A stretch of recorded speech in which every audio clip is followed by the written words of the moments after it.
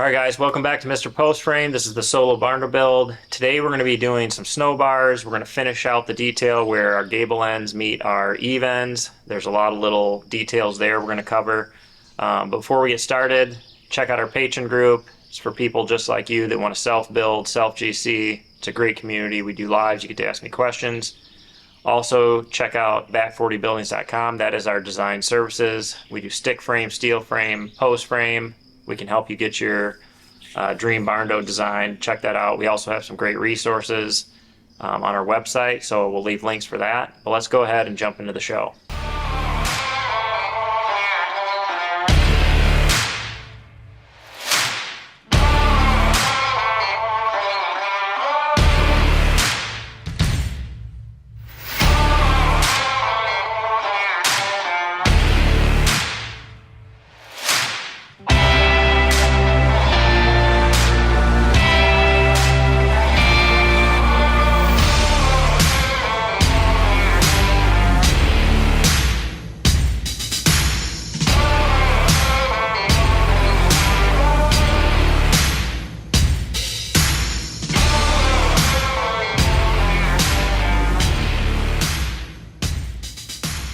Alright, we have another trim here. This is only going to pertain to the people that live in cold climates where they have snow. And this is a snow bar. As you can see, it's got a nailing fin here, comes straight up, angles down, screwing fin down here. So this purlin, we got our eave. The first purlin up is in a straight line. There's no offset as we go across. And I do that because I want this snow bar to run in a straight line. I run one snow bar across the bottom of the roof. Some recommendations will be more. I like to run one. It looks clean, it looks neat. It's the same color as the roof. And that'll stop any big chunks of ice, stuff like that, from coming off the eave, landing on your porch roof, or worse yet, landing on your head as you walk out your door. Sometimes with these metal roofs, just shutting a door, that little bit of vibration can get the snow sliding. Now this is a pretty steep roof, 612, so the chances of any amount of snow, all that accumulated on here is pretty slim, but I still like to run this across here just to protect the people. They have a garage door on the eave side, so that'll also keep snow from piling up right at their garage door as well. So we'll run a screw through each rib on the top, and then on the bottom we'll do every like third rib or where they overlap. So we're going to go ahead and get this started, and then what I'll do is once I get it kind of locked in place, I just lift this up ever so slightly and put a little dab of sealant underneath, so when my screw goes through this and into the roof, that there is some sealant there. And like always, the wind is blowing. Had a bunch of rain last night, so I'm only going to be able to do this on the front side because I got stuck on the back side yesterday and it was fairly dry, but we got a bunch more rain, so I'm not going to probably be able to do this on the back side, so I'm just going to get the front side done and then work on soffit and fascia.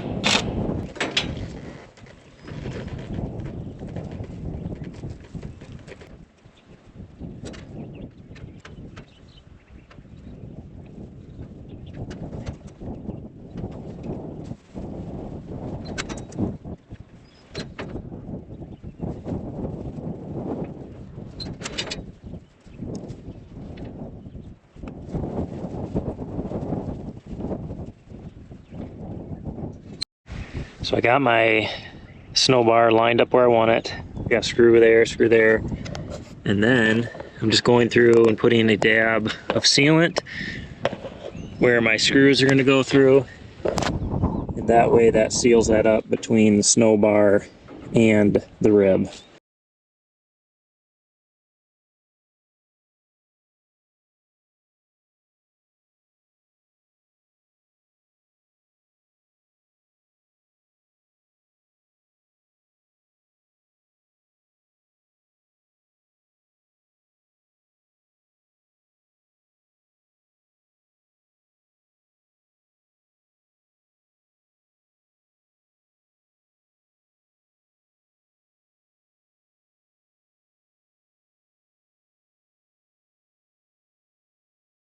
As we got it all on this side, all the way down. As you can see, there's a little gap right here, so that as the snow and ice melt, the water can still escape underneath this, come down into your gutter. But this will keep all of your big chunks of snow and ice on the roof and just let them melt naturally. So it's also a good stop if you put this on before you screw off your entire roof. It's a good place for you to stop yourself when you're sliding. All right, guys, we have just got done putting my snow bar on. The next thing I'm gonna do, I'm trying to work here on the gravel today because it's so muddy. I'm going to install my FJ along my sidewall and block in my corners. And this is gonna depend on whether you want what they call where your roof comes down. There's a couple different ways. You can either have your angle continue all the way out, or you can build a bird box. I don't like the bird box. If you do, that's great. But I'm going to show you, we're going to fill that little triangle in right there, and I'll show you once I get up there so that we can run all of our soffit fascia and get this all trimmed out properly. So in this case, we have a really steep pitch, 612, so it takes me a couple 2x6s. You could have make this out of a scrap 2x12. I don't have any scrap 2x12, so just take a couple of pieces of 2x6 and I make this. So I'm gonna make 4 of these, and that should get me really close on all 4 corners, as they all should be pretty darn close. So what I'm gonna do is I'm gonna take a couple of these,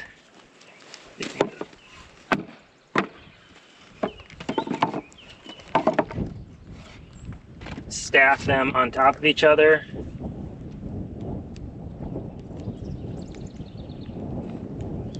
Overlay that.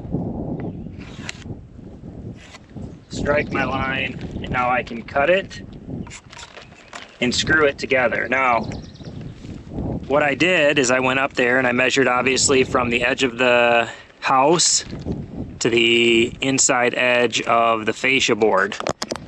And that's how I got this dimension, which with the 18-inch overhang should be 1.5 inches less, so it should be close to 16.5 inches, which it was. Then I measured up on the back side, my height, and then I measured what I needed right here at my fascia board, made those marks, connected the lines, and that's how I made my template. Now I need to make 3 more of these, and I'll have all 4 corners met or made, and then I can go put them up. All right, guys, so here is the area that I'm talking about. So to get your measurement, you're gonna come over level with your fascia board, measure from here up to this point, and you're gonna measure from your fascia there, and then you need this measurement. They're not all gonna be probably like exactly the same. They should be really close. You can see I'm off on the fascia here, but I can see that fascia kind of curves in. So I'm gonna put you down. I can get that in there. I might even be able to get it in there without putting you down. You can see how knock that flush, get it screwed in there, and then that's where my soffit will stop. So then on this side, I will bring down a black piece of trim that'll come down and go over the end of my soffit, which I'll show you.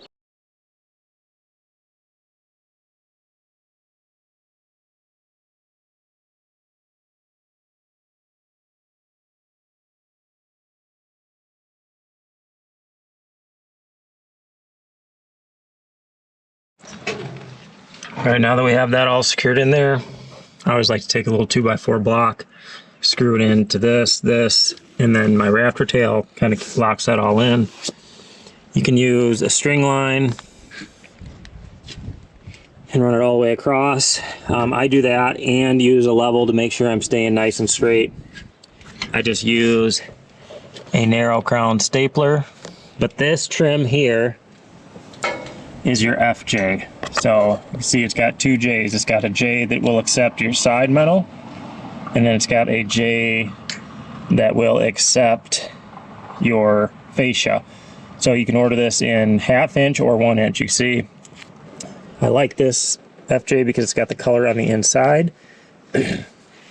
So you don't see that white up in there if you have dark colored paneling. I will say that when it has a little bend like this, it does slightly angle your soffit, but you will never notice. So just keep that in mind. We're just going to run this all the way down, and then we can run our soffit in there, which is literally we just slide it in there, narrow crown staple it out here to our fascia board, and we're good to go.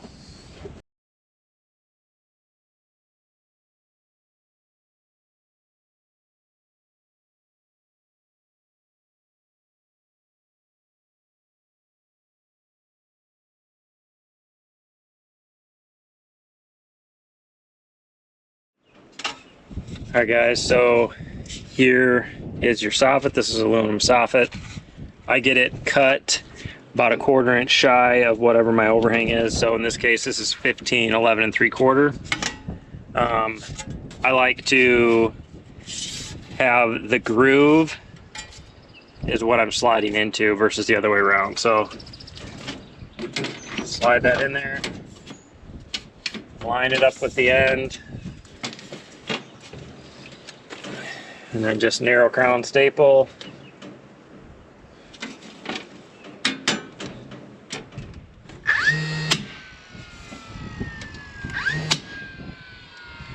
That's all there is to it. This actually goes pretty quick. Then the next one, obviously, slide into that one. You just want to make sure it's seated, you're flat against the back.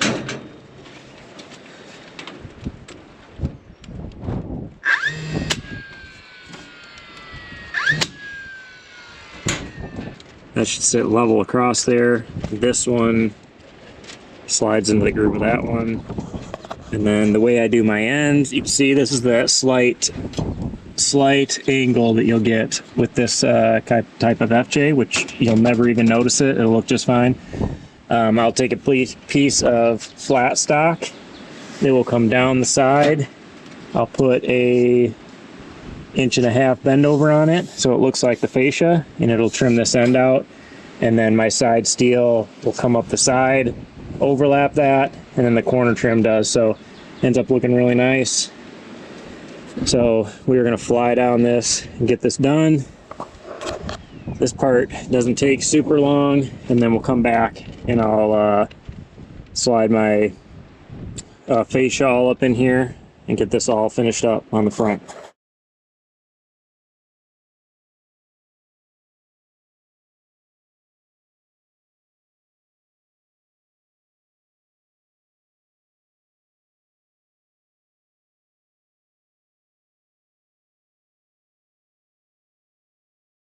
Alright, so you see my last piece, I bent it over so it can't get pushed up. Now we make ourselves a little triangle that will fit right in there and trim that out. So then our FJ there can just extend all the way down if you want. You can stop it here and do a little 1/2 inch J. Done it both ways, and I'm just starting to run my FJ all the way down. I think it looks real nice. Trims it out good. So I'm gonna go ahead and get this fastened up there, and then I'll do the other end, and then we can get the fascia.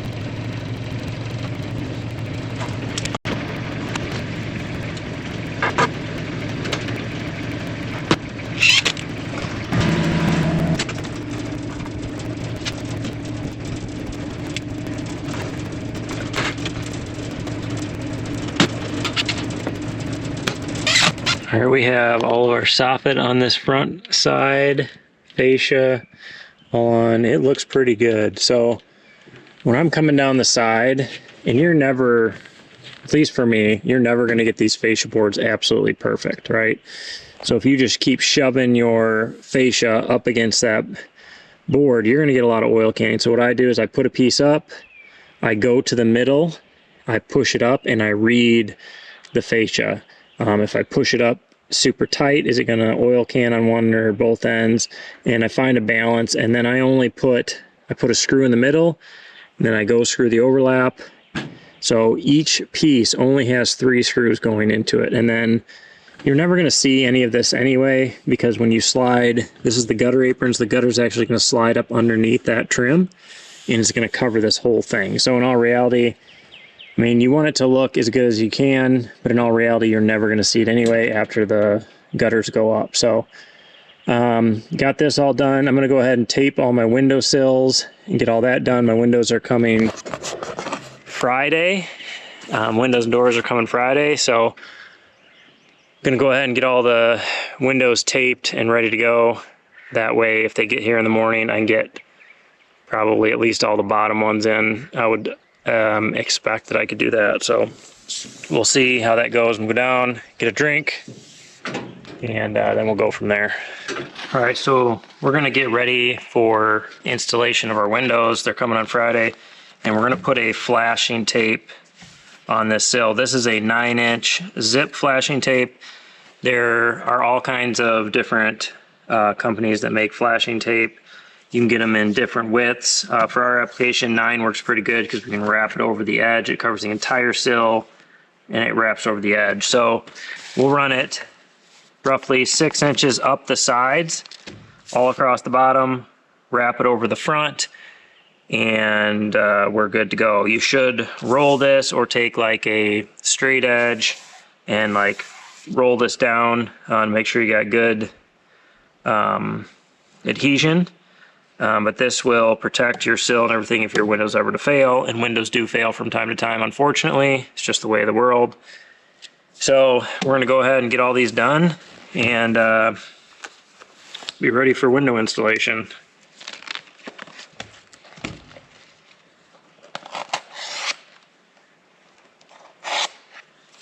So this one might be a little tricky because I got all this paper on here, but this is broken into sections, so you can just rip one part off at a time.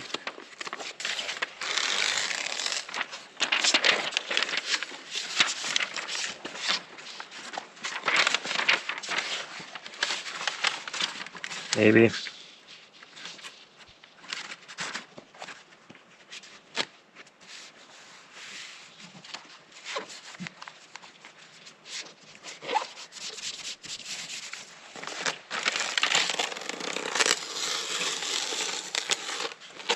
Look at that.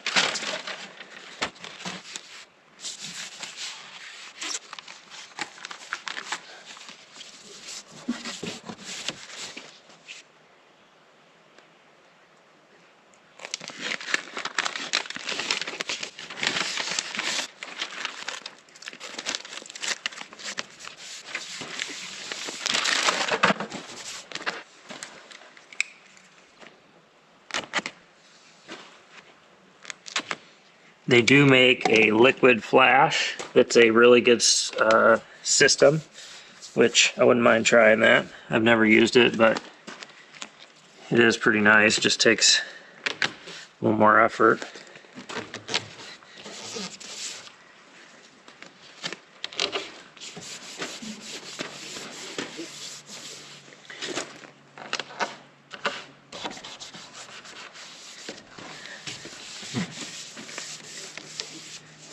So I just run my house wrap in here to the edge. That way I have good adhesion to my sill with my flashing here.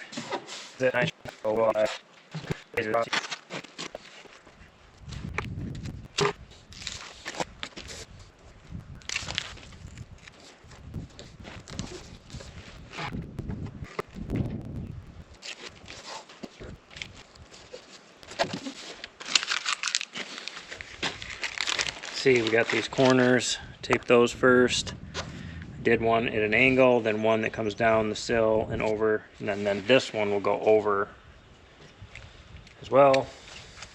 It's kind of redundant, overkill.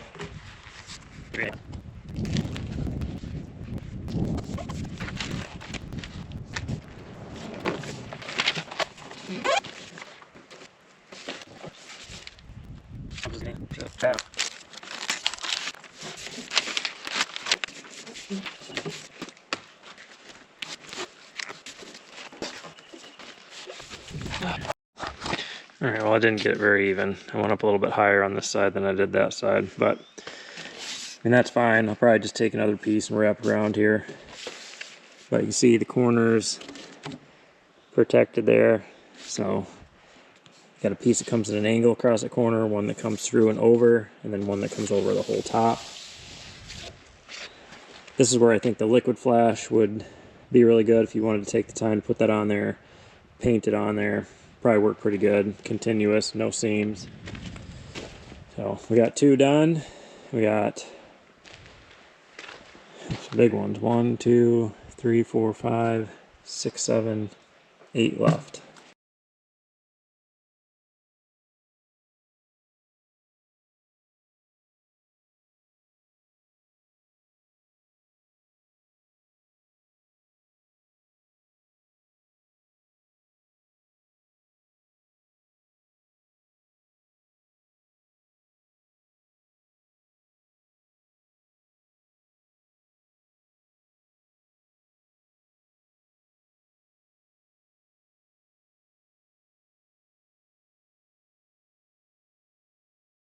Alright guys, that's going to end today's show. Hopefully you found it helpful. As always, don't forget to hit that subscribe button, share it with your friends. Thanks for watching, and we'll catch you on the next video.